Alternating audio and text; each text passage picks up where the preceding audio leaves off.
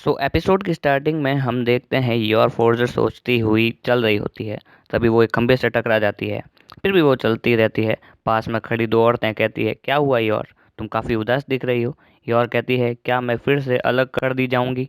मैं जब भी सोचती हूँ उस टेनिस मैच के बारे में, मैं जीत भी जाती तो कोई फ़र्क नहीं पड़ता। वो वहाँ से चली जाती है और वो दोनों फिर से बात करती हैं। मुझे पता था इसका पति धोखा देगा, कितना गंदा आदमी है वो, कुछ ज़्यादा ही हैंडसम है, ऐसा तो होना ही था।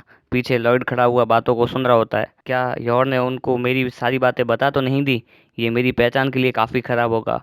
और उसने ये बात अपने भाई को बताई तो वो सोचता है उसका भाई पक्का मेरे पीछे ही पड़ जाएगा। अब अगले सीन में हम देखते हैं आन्या और फ्रैंकी खेल रहे होते हैं। तभी लॉयड वहां आता है। फ्रैंकी उसे फ्रिस्बी मारता है और कहता है, मैंने तुम्हें कितनी बार कहा है कि मैं कोई बेबी सिटर नहीं हूँ। लॉयड कहता है, मैंने तुम्हें बता रखा है, मैं अभी तक यॉर की मिसअंडरस्टैंडिंग को दूर नहीं कर पाया हूँ, और ये सभी चीजें आन्या के सामने बोलना भी गलत है, इसीलिए। तभी लॉयड उसे रुपए दे देता है। फ्रैंकी कहता है, हर चीज को तू पैसे में कैसे सुलझा लेता है, चलो कोई नहीं, चलो आन्या पार्क में खेलने। अब अगले सीन में हम देखते हैं योर और लॉयड ड्रिंक करने के लिए बाहर जाते हैं, जहाँ काफ़ी सीरियस सीन चल रहा होता है। तभी लॉयड कहता है, आन्या का ख्याल रखने के लिए तुम्हारा शुक्रिया। योर अभी भी डरी हुई थी। वो सोचती है शायद लॉयड मुझसे कुछ बात करना चाहता है। वो सोचती है शायद वो इसीलिए थैंक्स कर रहा है क्योंकि वो अपनी वाइफ के साथ लाइफ को एंजॉय कर रहा है। मैं जानती थी। लॉयड कहता है, क्या लगता है फियोना के बारे में। तभी यॉर्क और डर जाती है, अगर इसने ये रिलेशनशिप तोड़ दी तो। लेकिन मेरे पास कोई हक नहीं है लॉयड की पर्सनल लाइफ के बारे में कुछ कहने का। लॉयड उससे काफ़ी प्यार करता है, लगता है मेरे जैसे का उसके जीवन में कोई मतलब नहीं। लॉयड, क्या तुम यही चाहते हो जिससे मैं खुश हो जाऊं। यॉर्क कहना चाहती है पर उसकी आवाज़ नहीं निकल पाती। वो वहाँ रखी सारी वाइन्स को पी लेती है। अब वो काफ़ी नशे में आ जाती है और सही से बोल भी नहीं पाती, मगर वो कहती है, वो कौन है, क्या तुम उससे प्यार करते हो। लॉयड कहता है, मैं तुम्हें सब बताना चाहता था। यॉर्क कहती है, इसका मतलब तुम रिलेशनशिप में हो। वो रोने लग जाती है। लॉयड कहता है, वो सिर्फ मेरी कलीग है और कुछ भी नहीं। यॉर्क कहती है, कोई नहीं, मैं जानती हूँ मैं एक फेलियर हूँ, लेकिन तुमने मुझे प्रीति भी तो कहा था। लॉयड सोचता है, क्या वो डर रही है हमारे कॉन्ट्रैक्ट के ख़त्म हो जाने का, क्योंकि वो अपनी पावर्स को भूल चुकी है। क्या ये जेलसी है। यॉर्क कहती है, क्या तुम मुझसे परेशान हो गए हो लॉयड। लॉयड कहता है, क्या ये मेरे से प्यार करती है, मैंने अपने मिशन के लिए काफ़ी औरतों के साथ रिलेशनशिप की है। लॉयड कहता है, मुझे माफ़ करना, मैंने तुम्हें तकलीफ़ दी। अगर तुम मेरे बारे में ऐसा सोचती हो तो मैं भी तुमसे कहना चाहता हूँ, मैं चाहता हूँ तुम मुझ पर विश्वास करो। तुम्हारे साथ काफ़ी समय बिताने के बाद मुझे रियलाइज़ हो गया है मेरी ट्रू फीलिंग्स का। चलो शादी कर लेते हैं। शर्म के कारण योर लॉयड को लात मार देती है। पहले तो लॉयड खड़ा हो जाता है, लेकिन किक के इम्पैक्ट के कारण बेहोश हो जाता है। उसे कुछ गाने की आवाज़ आने लगती है। ये गाना तो मेरी माँ गाया करती थी।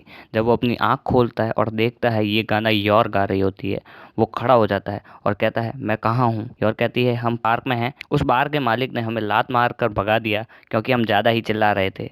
लॉयड सोचता है, मैं काफ़ी जल्दी कमज़ोर पड़ गया और मैं उसकी टांगों पर कैसे सो गया। योर उससे माफ़ी मांगती है, मैं जानती हूँ तुम मेरी जैसी औरतों को पसंद नहीं करते। अब लॉयड कहता है, जब मैं छोटा था मैं उनका चेहरा तो नहीं जानता, मगर मुझे मेरी माँ के हाथ काफ़ी पसंद थे। अगर मेरी माँ मेरे पास होती थी तो मैं आसानी से सो भी पाता था। आन्या मुझसे कहती है, अगर वो किसी भी खतरे में होगी तो उसकी मम्मा आएगी और उसे बचा लेगी। उसके हंसने और मुस्कुराने का एक ही रीजन है, उसका तुम्हारे साथ होना। हम एजेंट इस संसार को अपने खून पसीने से फिर बनाना चाहते हैं, लेकिन वो आज भी सब खुद से करती है। योर, तुम काफी स्ट्रांग हो। तुम एक मैरिड वुमेन तो नहीं, पर फिर भी तुम एक अच्छी माँ हो। योर कहती है, मुझे नहीं लगता मेरे पास ऐसी कोई एबिलिटी भी है।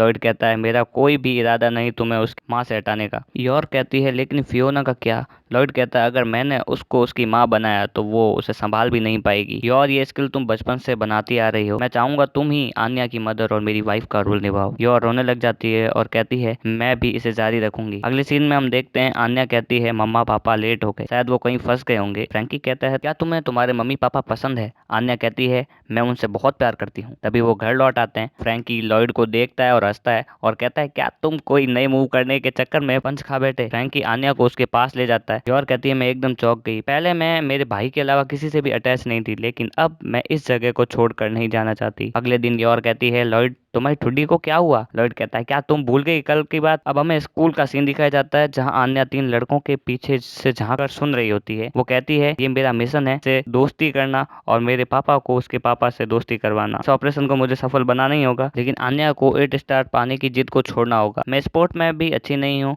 इसलिए इवेंट में पार्टिसिपेट भी नहीं कर सकती। तो प्लान बी, अगले लड़के से फ्रेंडशिप करना। वो तीनों उसे देख लेते हैं और कहते हैं, यहाँ क्या कर रही हो। तभी वहाँ बेकी आ जाती है और कहती है, मैं जानती हूँ किसी को अपने प्यार की बात बताना हार्ड होता है, तुम शर्मा रही हो, अब बता भी दो अन्या, तुम अच्छा ड्रेसअप करके आओ और वो तुम्हारे प्यार में गिर जाएगा। अब हम देखते हैं अन्या अपनी फ्रेंड के साथ शॉपिंग पर चली जाती है। वो कहती है मैं तुम्हारे घर आई थी लेकिन लॉयड वहाँ नहीं था। क्यों? अन्या कहती है पापा को कोई जरूरी काम आ गया था। योर भी काफी अच्छी है, वो मेरे लिए काफी अच्छी राइवल होगी। लॉयड उसे शॉपिंग के लिए काफी पैसे दे देता है। अन्या कहती है मैं इतने पैसों से कितनी मूंगफली खरीद पाऊंगी। उसकी दोस्त कहती है मूंगफली खरीदने नहीं जा रहे, हम कपड़े खरीदने जा रहे हैं। अब वो काफी प्रीशियस शॉपिंग मॉल में आते हैं। सभी स्टाफ उनका स्वागत करते हैं। वो कहती है बैकी हमने आपके लिए कपड़े निकाल के रखे हैं। बैकी कहती है मुझे कैश की जरूरत नहीं, शॉप मेरे पास खुद चल कर आ जाती है, पर आज मैं तुम्हारे साथ शॉपिंग करना चाहती थी इसीलिए मैंने स्टोर ही रेंट पर ले लिया। वो काफी कपड़े ट्राई करते हैं। आन्या कहती है लेकिन हमारी यूनिफॉर्म तो सेम है। तभी बैकी कहती है ये हम अलाउ करवा लेंगे अपने इंस्ट्रक्टर से, हम पार्टी में हम इन्हें पहन कर आ सकते हैं। बैकी सोचती है पार्टी में लॉयड भी तो आएगा तो मैं अन्य पर टाइम वेस्ट क्यों कर रही हूँ। वो खुद के लिए कपड़े खरीदने चली जाती है। वो सारे ड्रेस ट्राई करके खरीद देती है। अन्य काफी थक जाती है। बैकी कहती है क्या तुम्हें मेरे साथ शॉपिंग करना पसंद नहीं आया? अन्य कहती है नहीं बहुत पसंद आया। वो दोनों बात करना शुरू कर देते हैं। अब आन्या एक सीप की चेन को देखती है और उसे खरीदने को कहती है। बैकी कहती है तुम अभी भी बच्ची हो आन्या।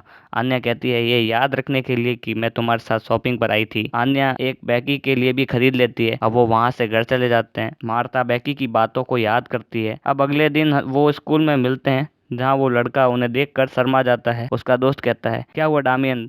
तभी एपिसोड खत्म हो जाता है।